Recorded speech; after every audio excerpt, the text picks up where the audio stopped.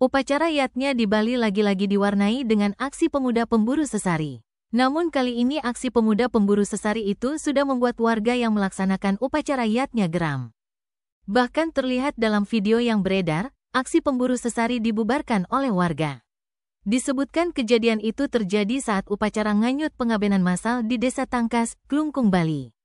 Dalam video yang tersebar di media sosial, terlihat sejumlah umat Hindu melakukan prosesi nganyut di pantai pada malam hari. Upacara nganyut merupakan salah satu rangkaian dari prosesi ngaben. Biasanya, banten-banten yang dilarung ke laut berisi sesari berupa uang. Saat prosesi tersebut, terlihat sejumlah pemuda lengkap dengan menggunakan senter atau lampu penerangan ikut berada di dalam laut. Mereka bersiap untuk mencari sesari berupa uang. Namun aksi tersebut menimbulkan kemarahan umat Hindu, lantaran aksi pemburu sesari itu kerap mengganggu padahal Banten belum selesai dihaturkan. Terlihat sejumlah umat Hindu geram dan mengusir para pemuda pemburu sesari itu.